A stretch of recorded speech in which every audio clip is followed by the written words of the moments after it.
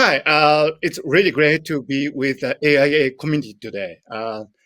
I'm Ken Mogi. I'm a neuroscientist, writer, and broadcaster based in Tokyo, Japan. And I have been studying the human brain for more than 20 years now. And recently, I have written a book titled A Little Book of Ikigai, or Awakening Your Ikigai, where I discuss this really important concept of Ikigai, which is, roughly speaking, the purpose of in your life. And ikigai is very important to keep wellness, healthiness, and a really balanced state of your mind, and which I think is the mission of the AIA community, to have a healthier, longer, and better life. And here I talk about Ikigai, and I hope my talk will be of help to you in some way or another. Now, Ikigai is the purpose of your life, and when you think about the purpose of your life, you tend to think of really long-term big goals, like something you would like to achieve in your career, or something that you'd like to have in your life, like big houses, a lot of money, or happy family. All these things are great in terms of ikigai, but the importance of ikigai is that it can be something really small, like taking a dog for a walk in the morning, or having a cup of tea in the morning, just like I'm doing right now. And so ikigai is something that is really broad, and it can have the small things in your life and really big objects in your life. So ikigai is something that is diverse and inclusive, just like the mission of the AIA community. In Japan, people always talk about ikigai, and we, in a daily conversation, we casually ask, "What is your ikigai?" And I would probably say that running my ikigai, because I'm an amateur runner. I have run in the Tokyo Marathon many times, and running is my ikigai. But at the same time, studying the human brain is my ikigai too. And it's a big goal in my life. But as I said, you can start from the very small things in your life and gradually build up to achieve a really great goal in your life. So the 5 pillars of Ikigai are starting small, releasing yourself, harmony and sustainability, the joy of little things, and being in the here and now.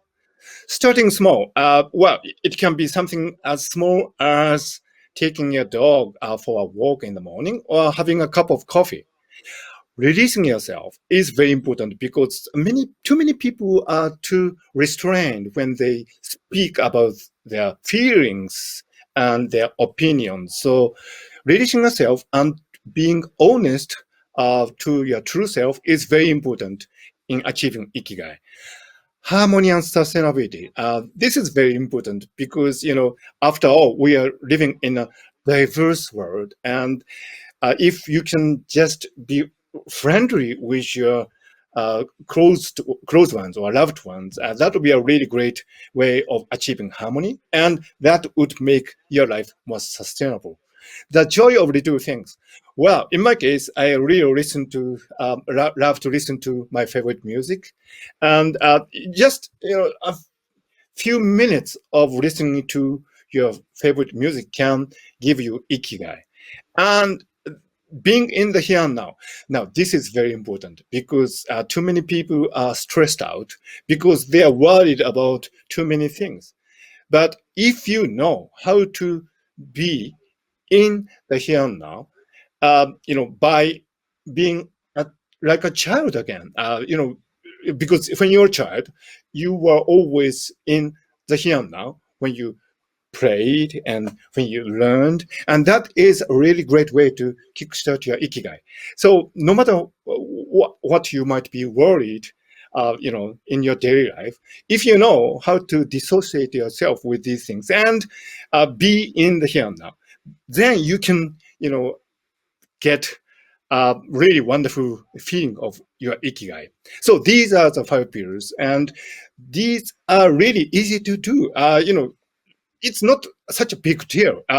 It is something that you can practice in your daily life. And if you practice these 5 pillars of Ikigai, then you can really make your life healthy and balanced and happy. I have been working on a new book titled The Way of Nagomi. And Nagomi is a really interesting and beautiful Japanese concept. It refers to the harmony and balance in your life. And by achieving Nagomi, you can keep your wellness and happiness and balance of your mind in a beautiful way. And here, it is very important that from time to time in your life, you come across something that is negative, that is undesirable. And the beauty of the philosophy of Nagomi is that you can achieve Nagomi even with your negative feelings. For example, you might have some personal traits that you would like to mend. Like in my case, I tend to have a very short attention span, and I tend to move around. And I'm not really subdued personality. I am restless, and I have been like this ever since my childhood. But I cannot fix that because that's the way I am. So in my life, I have always tried to achieve Nagomi with my own shortcomings because you cannot really change what you are. You really need to accept uh, how you were born, including your genetic makeups and your cultural backgrounds and so on, and try to strike a harmony or balance, if you like, with that trait. That is actually the only way to achieve wellness. And in Japan, actually, we have a really wonderful ancient technique of kintsugi. Maybe you've heard about it.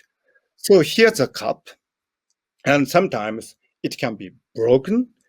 And in Japan, traditionally, when a cup or bowl is broken, you don't throw it away.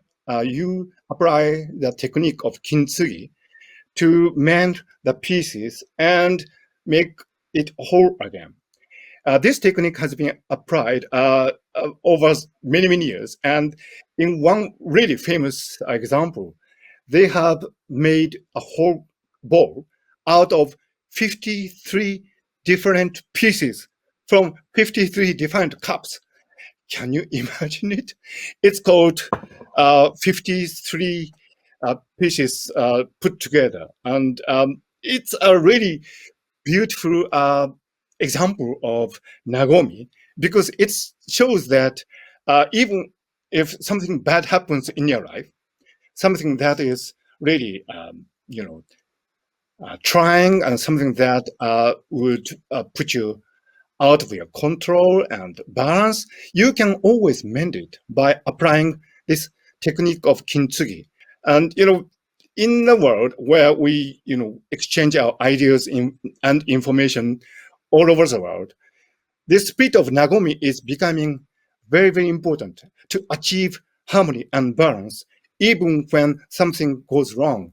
Because in the modern world, we are bombarded with many different information, and sometimes we disagree.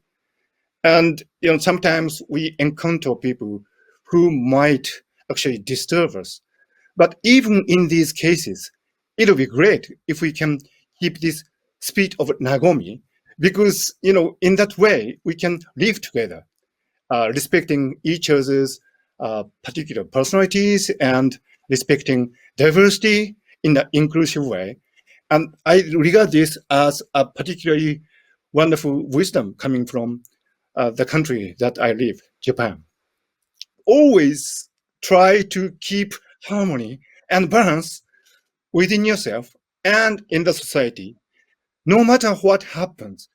This, I think, is a great philosophy of sustainability and wellness. And I do hope that the AI community would keep going on with a good job of achieving a better, healthier, and longer life. And I think in doing that, this ancient philosophy of Nagomi coming from Japan would be of much help to you. And the importance of Ikigai is that you can start small. So after this session, please think about something that you can start today. A very small thing that can give you joy. For example, if you haven't exercised recently, why don't you run for 500 meters? That will be enough to start. Or if you have been selfish recently, why don't you be kind to your neighbor? That would give you and your brain much pleasure to start your Ikigai. And at the same time, I hope you keep Nagomi at all costs with all the wonderful and diverse people that you find around you. So I have been talking about Ikigai and Nagomi, and I hope to see you in person someday. Thank you.